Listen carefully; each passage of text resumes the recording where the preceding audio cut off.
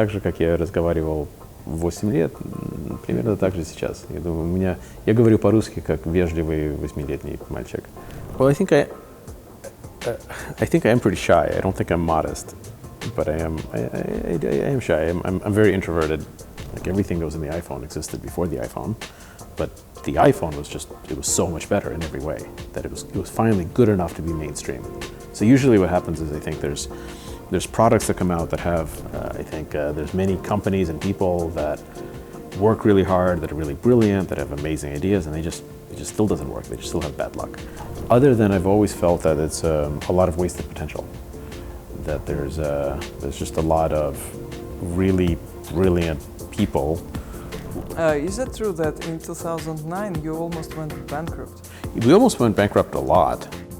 Yeah, we started a company called All Turtles, and it's a... Все черепахи. Все черепахи. What a strange name.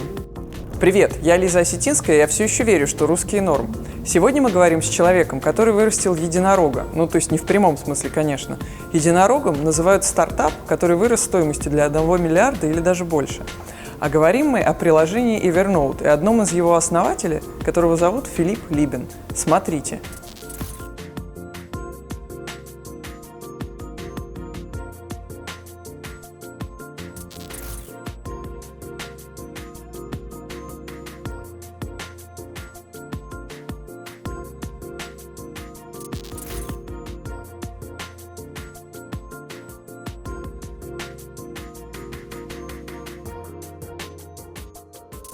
Интересно, что Фил возглавлял компанию, основанную многими русскими, в том числе известным предпринимателем Степаном Пачиковым. Инвестировали в Evernote тоже русские фирмы, например, «Тройка Диалог». Самое интересное, что Фил не очень говорит по-русски в обычной жизни. Спросим его об этом. Look, I'm talking to a person who grew 1 billion company. And for general public, it's really hard to understand first. The second, how to make it. And especially how to make it starting with a group of 3 people doing something. I mean, it wasn't just me. There was many people involved, even at the beginning.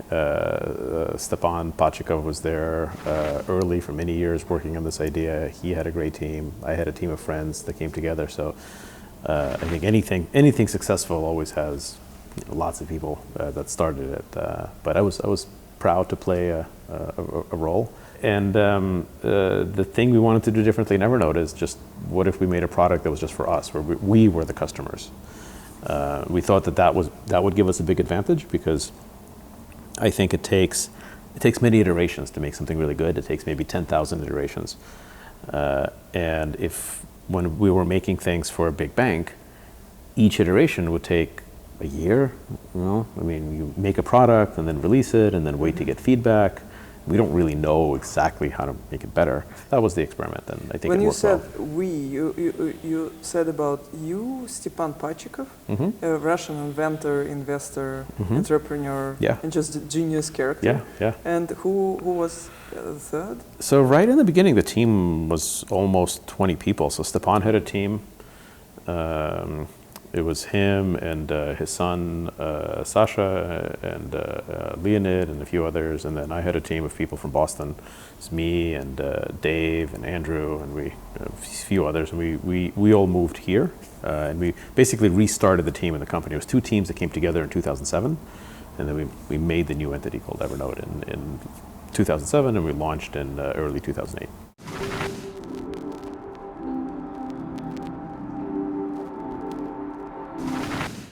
Is it true that in 2009 you almost went bankrupt? We almost went bankrupt a lot. In the beginning, it was very difficult to raise money. Nobody in Silicon Valley wanted to invest in us.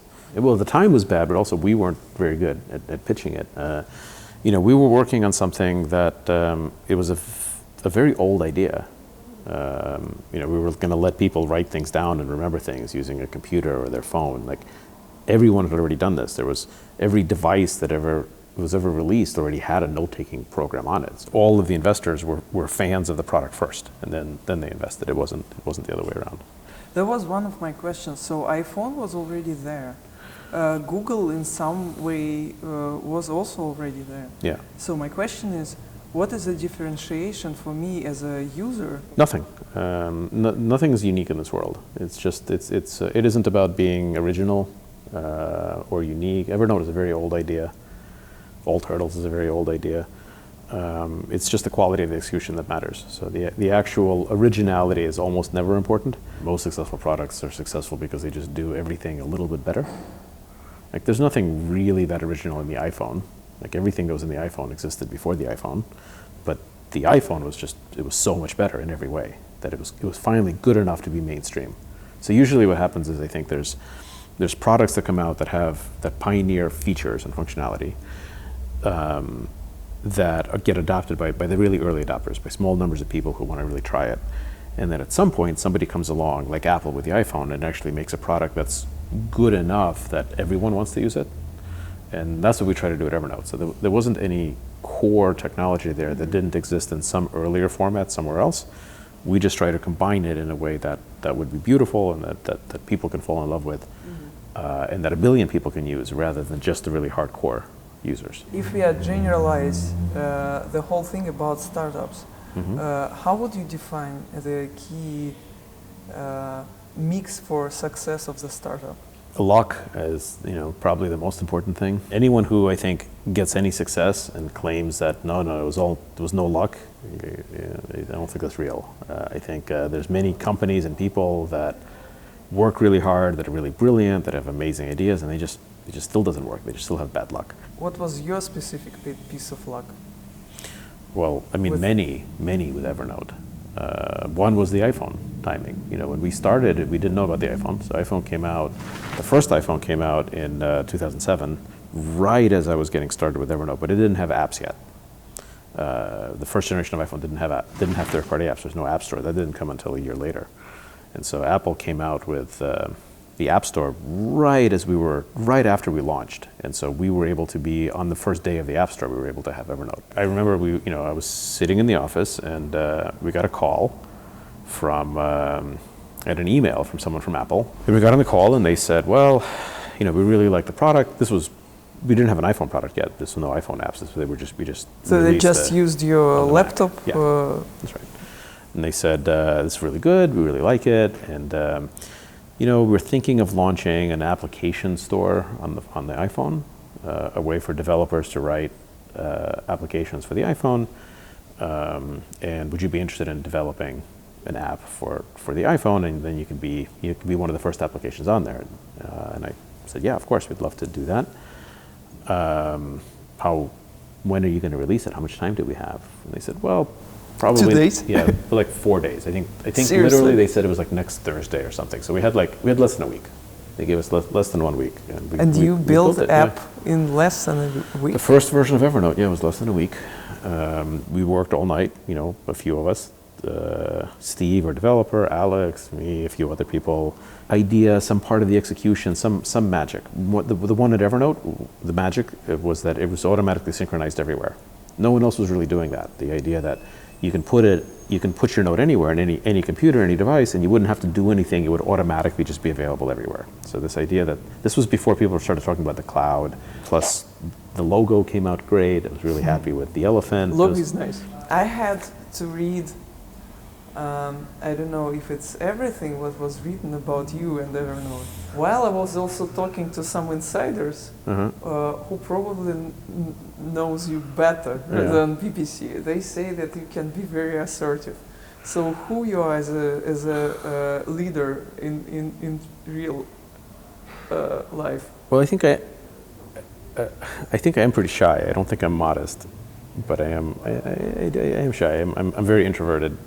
And one publication also said, relied on some sources in the company, that you basically were interested in a product, but much less in making money of the product. And that was one of the motivations you left.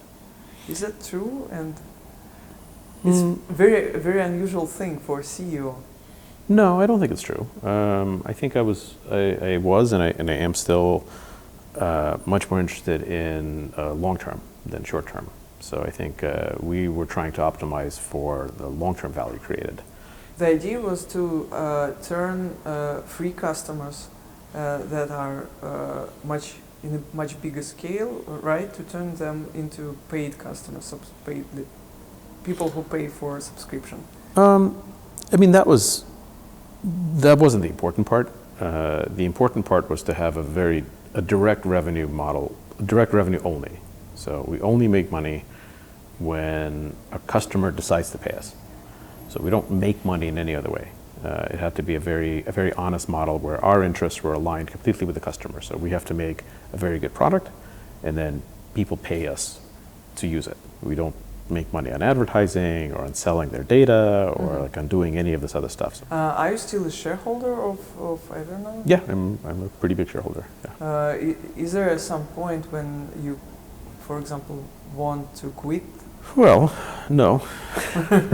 I mean, you know, I will probably sell some shares at some point. You know, but no, I'm a very happy shareholder. Company's doing well. You know, all of the financial indicators are solid. Which direction you want to move the world? I want there to be fewer stupid people, more smart people, more cooperation, more intelligence. Evernote was very much in that direction. We wanted to make people smarter. We wanted to have people make fewer mistakes, make better decisions. It's still what we're trying to do.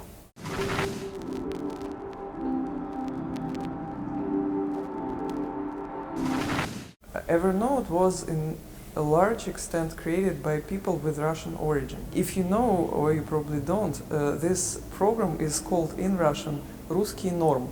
That means "Русские are normal." Do you know any features that make Russians special or normal compared to American citizens or citizens of the world? I don't think it's accurate to say that Evernote was created largely by Russians. I think the vast majority of people who created Evernote have no connection with Russia. A lot of the initial team was Russian. Stepan, his team. Yeah, I'm Russian myself. Yeah, but I think this is part of the startup mythology that I think is wrong. Like, the hundreds of people who worked at Evernote for years, like, have much more to do with the company and the product than I did, than people that happened to be there from the beginning. I think there's a certain mythologizing of like the first few people, which is understandable. That's what people like want to build that myth. But really, it's the people who work there every single day are the people that are important. So it isn't.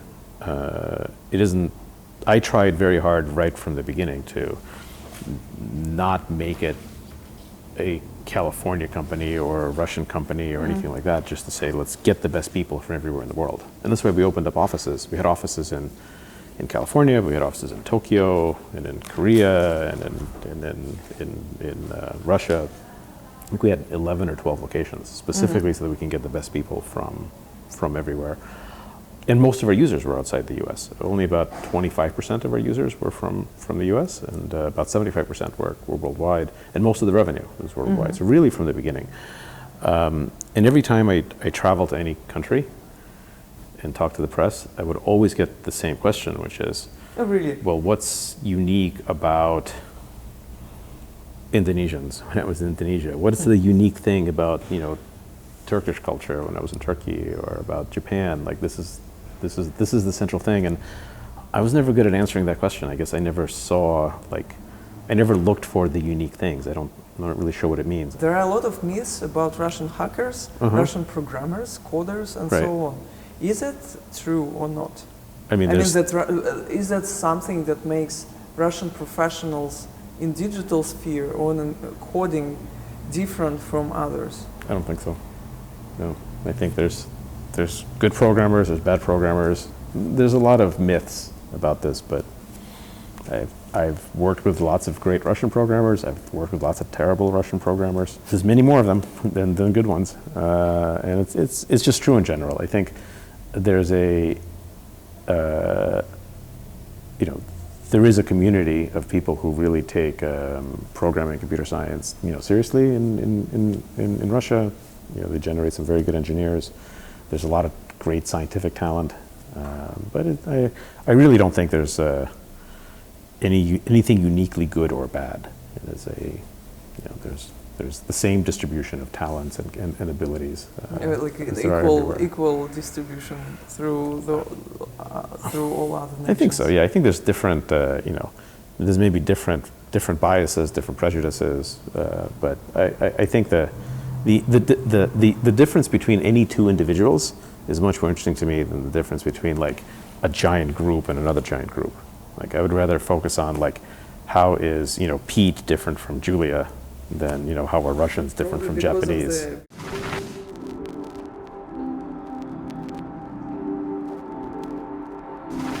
Coming to the point of prejudice and biases, unfortunately for me, there are a lot of biases and prejudice generated by the press.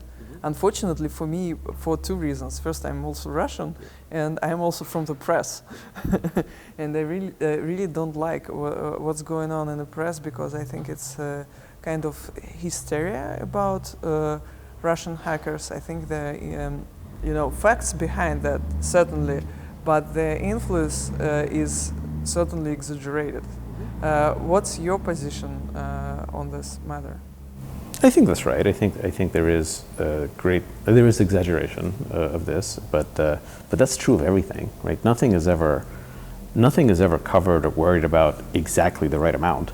It's always a pendulum swing, right? Either somebody is, as a society, either we're not understanding something enough, kind of ignoring it, not paying enough attention, or we're paying too much attention and exaggerating it. So in terms of the American election system, we went for years, for decades, without seriously thinking about how stupid our election system is and how vulnerable it is and how broken it is. And that went on for a long time, and no one really paid attention. And now, now people are probably more panicked than they should be. I read your post about Yuri Milner, on your Facebook page. Yeah. So I've been lucky, you said, I've been lucky enough to call Yuri Milner a mentor, an investor, and a friend for almost a decade, and so on and so forth. So I also know Yuri Milner and know how he invested in Facebook. But there is certain issue about state money and money that he invested jointly with Alisher Usmanov. What do you think about this story? I know Yuri as an investor and as a person, as a friend. I think he's great. I think he's one of the best people I know. I think he's one of the best people in Silicon Valley. I think he has contributed enormously to entrepreneurs, to entrepreneurship. Yuri and DST largely invented a lot of the mechanisms that allowed Silicon Valley companies to take the path that they've taken. The fact that they invested largely in secondary, so they let founders be able to sell some shares before going public. They didn't take board seats. They pledged their support to the actual founders and entrepreneurs. They changed a lot of how traditional VCs operate, I think very much for the best. So I think Yuri's done a ton to advance entrepreneurship, and they do it globally. It's here, it's in India, it's in China, it's everywhere. And I think he's done a tremendous amount for science through the breakthrough prizes, through his work with the programs in space and in medicine. It's amazing. I literally, of people that I know personally, I don't know anyone who's done more for entrepreneurship and science than Yuri. Yeah, there was a chain built in the news that Yuri borrowed money from State Bank VTB. VTB made deals with Raldugin, who is Putin's friend. That means Yuri Milner also took some directions from Putin. What Yuri did, and what DST did, is they took money from other investors, and they found companies that they thought would be the top companies, the leading companies in the space, like Facebook, and they invested in the founders. They said, we'll buy shares. Often the shares were what's called secondary shares, which means that they're not new shares issued by the company. They're actually buying them from the founders and the employees. So they actually give some money to the people who've been working for years before they can actually have any money through an IPO. And they don't take a board seat. They have no control of the company. And in fact, they pledge their votes to the founders. They say, however the founder wants to, whatever you want to do, we'll support you on this. So they gave money without taking any voting rights. Exactly. That is very unusual, very for example, for Russia specifically. Exactly. if you, let's say, fund something for 25% of the capital, you normally get 25 plus 1% of the company. Yeah, and here too, and in fact, usually more than 25, because maybe you get that as the percentage, but you get special rights, and that's how venture capital usually operated here as well. And Yuri changed that for in a very important way. He basically made it very founder-friendly, very entrepreneur-friendly, said, we will give whatever help and advice you need to an entrepreneur.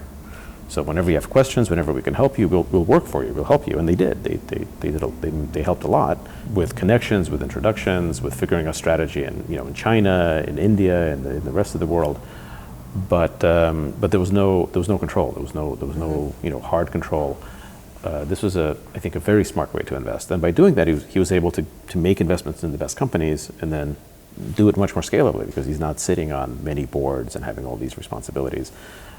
So this was a good idea, and the idea that he would do this 10 years ago from some scheme to influence Facebook or something, it makes no sense at all. Do you think it will have some long-term or mid-term consequences? I mean, all this information noise about Russians.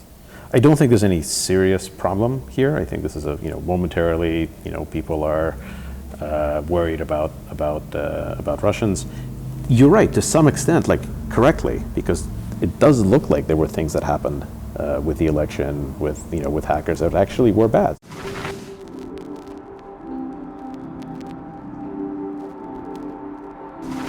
I wanted to ask like a very broad thing. What do you think about Russia generally? You basically have Russian origin. What's your impression?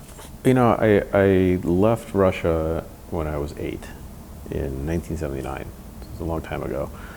And it was a very different country. This is the Soviet Union, and I didn't think about it for a long time. I never thought about it for probably the next 20 years. And then I started thinking about it again as an adult when I was pretty optimistic about some investment opportunities there, about really trying to rebuild it. So in the when was that? Late 90s, early 2000s, and then of course with Evernote, there was so many Russian speakers in the company, and we had an office in Moscow, so it got me kind of thinking much more about it. But I've never gotten involved with any kind of I've never formed a strong opinion about Russian politics, about Russian culture, about any of the current things that are going on, other than I've always felt that it's a lot of wasted potential.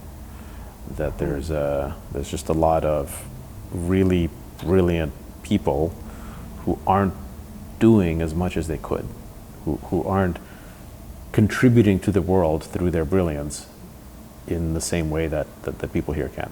What was the reason for this? Underachievements? Yeah, hard to say. I mean, ultimately, in the long term, it's all because of the people get the government and the country that they want, right? So to some extent, over a long period of time, like this must be the way that Russians want to live. In shorter time intervals, maybe you can point to, well, it's this fault or this fault. But it does feel like, given the number of really brilliant people there, scientists and artists and engineers and programmers, why isn't there more important world-changing stuff? It feels like there's wasted potential. My question is, why did you stop speaking Russian? Because I know a lot of people who are in the same shoes and you are, like they came from, they have immigrants background, or even their parents came and they grew up having some Russian roots, but they still support some cultural connections. So why didn't you be interested in that? Well, I speak Russian a little bit. Давайте поговорим немножко по-русски. Немножко. Но мне было 8 лет, и когда мы сюда приехали, было довольно мало русских, где мы жили. У меня, по-моему, был один русский друг всего, так что я по-русски говорю только с родителями, и не так часто. И так же, как я разговаривал в 8 лет, примерно так же сейчас. Я думаю, я говорю по-русски, как вежливый 8-летний мальчик. So you don't know slang and swear words? No, I don't know swear words and I don't know business words. Oh. Like, я не знаю, как сказать, как revenue. Выручка. Выручка? What do you think about technological future of Russia? Because Russia still is known for, as you said, brilliant people also in technology. Do you believe in Russia as a future technological center? Yeah, definitely. I think I've been thinking a lot about that, and not just with Russia, but really kind of everywhere, and saying, why are there so many startups and important technical products that come out of here, out of San Francisco, out of Silicon Valley, compared to anywhere else? The weather is great. The weather's great, yeah. Well, that's probably more of an obstacle. It's not that there's smarter people or even more talented people here. There's just as many great engineers and designers and product people in Mexico City than there are here. And there's more in Moscow than there are here. I mean, San Francisco is a small city. So like, what is so magical about here? And, money? Well, there's a lot of money everywhere. If you're just talking about venture money, that's actually a very small amount compared to the general financial industry. There's more money in London, than in San Francisco. I think the ecosystem for making small companies is easier here. So it's easier to make a little company in San Francisco than anywhere else in the world. It takes nothing. It takes nothing. And people know how to deal with it. Like the accountants know how to talk to you, and the lawyers know how to talk to you, and the bankers know how to talk to you, and you can get insurance, and you can get investment, and it's, there's no corruption in the business, and the bureaucracy is pretty light. So these are all the reasons why it's just easy to make a small company. But why is that important for making important products? Like, it doesn't have to be. It's only important because we decided that, okay, step one, if you have a vision for a product, step one is make a small company. So I wanted to ask you about how it is to be a refugee coming from somewhere in the United States. Because as I understood, you got this status and you came basically with nothing. Was it hard? Well, we came over as refugees from the Soviet Union, and it was, for me, it wasn't that hard because I was only 8, so I didn't really understand very much. It took, I think, 4 months to get over here, and there was a lot of paperwork and a lot of waiting around, but it was fine. And then once we got here, there was a big welcome. There was a lot of support. There was a lot of support from the government in the U.S., from private charities, from individuals. Like, people really, in the late 70s, early 80s, people really wanted us here. We really felt welcome. We had a lot of help, a lot of support. Recently, there's been a lot of anti-immigrant and particularly anti-refugee rhetoric coming from the government here, which to me is disappointing. And I never even thought of I forgot that I was a refugee. I never thought about it for 30 years until the current administration in the U.S. started making it harder for refugees to get in. And that's when I actually remembered. And it's disappointing. I think that one of the things that I like most about America, about this country, was this idea that we let in people who need it.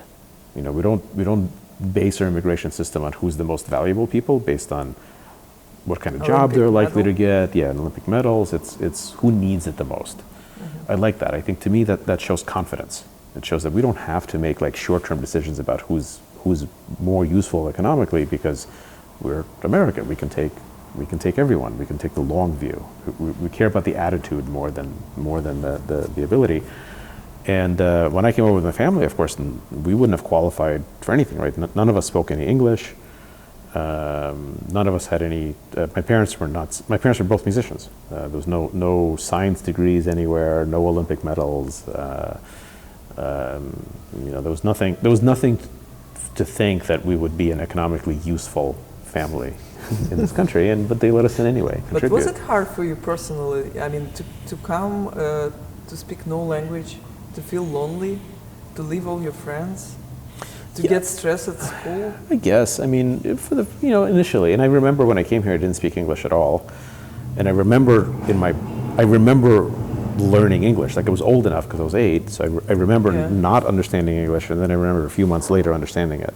Oh wow! It was it's cool. It was like an interesting memory, and I even have the book. I had this comic book that I used to learn English, and a few years ago You keep it? I found it again on eBay, so I bought it. So I have that book that I used to learn English. Did you have moments when you felt uncomfortable? For example, were you pinky comic? No, actually, it was surprising. You know, even in the early '80s, which was like the worst part of the Cold War, a lot of people in the U.S., I think, thought that they hated Russians, but they didn't. They actually didn't. Like anyone, like we never had any problems. Like no one that ever met us. Everyone was very warm. Everyone wanted us to be here. So I think this was I think people thought that they were supposed to feel bad about it, but not to actual humans, not to actual people. That was more directed at the system, Towards the government. Yeah. And honestly, and like Symbols of community. yeah, and I'm kind of seeing that now a little bit again with all of this. With all of this panic about, you know, Russian election meddling and Russian hackers. It's not.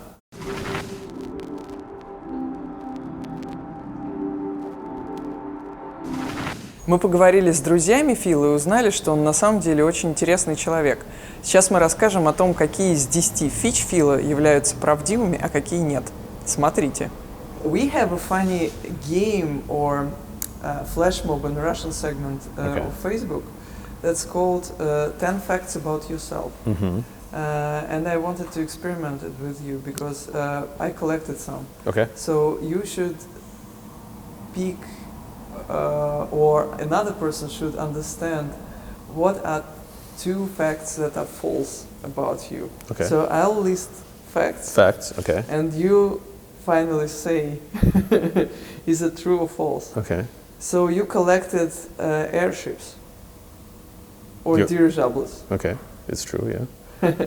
I more than collected, I studied it, I designed my own. Oh, really? Yeah, I had a whole business idea. I was going to make giant airships as a company, yeah. I never made a company. Maybe next one. So yeah. It's your dream? Yeah, I have a whole business plan, yeah. What's the reason for doing that? What's a practical experience? Nothing practical, that's why I haven't done it yet. Basically because I was fascinated by it. And the experience that people had in the 20s and 30s with the big Zeppelins is amazing. And there isn't anyone alive right now that's ever experienced it, which I think is strange. Like it's strange to have something that like people got to do that was actually really good, and there's no one alive today that ever did it. I mean, maybe like a very small number of people, but I doubt it. And so I wanted to recreate that. I think there's something really magical that you can do with it. Call me if you're going to fly. Yeah, I will. Well, I've been in some airships. It's really good. It's really fun. You're the biggest Japanese food lover, and you hired Japanese chief to ever know. Is that true or false? Yeah, we had a sushi chef at Evernote. I love Japanese food. You don't celebrate your birthday. That's right. Yeah. Why? I am bored with that kind of stuff. With getting presents? Yeah. I mean, it's boring. I never liked it. Yeah. People, you know, I don't know, celebrate for you, upload to you? I've pretty much gotten everyone to finally like ignore it. Like it took a while. Like I think my mom would probably took 25 years before she like actually figured out that like, no, I'm serious. I like nothing. So at this point, everyone is pretty trained. So I usually just gets ignored. Does she celebrate on her own? Yeah, sometimes, yeah. You didn't graduate from university? Not yet, but maybe Not yet? Maybe in May there's a chance. I'm actually working on it. Really? Yeah, I have one class left. I got into some fight with the administration, with one class left, and then I walked out and I never came back. I got angry. It was stupid. I don't even remember why, but I'm sure it was something financial or something. And yeah, I just left and never came back. And then they found me again like 10 years ago, and I've started talking to the administration, and so I'm on the board of overseers now at Boston University, and I have one class left. So say it again. Are you on the board of Boston University that you didn't graduate from? Yes. Yeah. It's really hilarious. I think I'm the only board member that didn't graduate. But there's one class left, and I'm doing it. So I have to finish. There's one literature class, and if I finish it, I can graduate in May. I actually walk down the aisle. You experience fasting, and what's that? Is that true? Yeah, I've been fasting for about a year. It's been great. I mean, you can find old pictures of me on the internet. I still look different. So I've lost about 90 pounds. feel great. Oh, well, there are some much more easier ways of losing weight or feeling. I don't think so. I think it's actually, I think the new science on fasting, I've been doing a lot of research on it, and I think there's some very interesting new companies and products that are, I think it's actually by far the best way. Does it's it very dramatic. correlate with aging somehow? Supposedly, the science on that is promising, but I'm not an expert on that side. But it supposedly has a lot of anti-aging properties, but I don't make those kinds of claims. But in terms of weight and just general health, it's amazing. And I'm a big data nerd, so I measure everything all the time. I have constant, blood tests, everything, and it's just like I'm 25 years younger. Basically, I just don't eat most of the time. I think people assume that you have to eat, and it turns out it's just not true. I know it sounds crazy because we never thought of it like that. Yeah, but that doesn't last. I mean, I eat sometimes, obviously. You like to speak in front of people and crowd of 100. Yeah, that's definitely not true. Yeah, I very much don't like public speaking. I'm very shy. It's painful for me to do it, but I feel like I've gotten pretty good at it because I force myself, but it's just practice. It's very unnatural for me. I buy sessions everywhere, and I've had lots of other sessions, and I've met lots of entrepreneurs and investors, and I've kind of distilled the most common questions into these 6 questions. How could you manage a company with enormous amount of people? Yeah, without this, having this. Just practice. I mean, I do it a lot. I do a lot of public speaking, but I don't enjoy it. I just force myself. So, did you live in Bronx? I did. I grew up in the Bronx in a pretty bad neighborhood.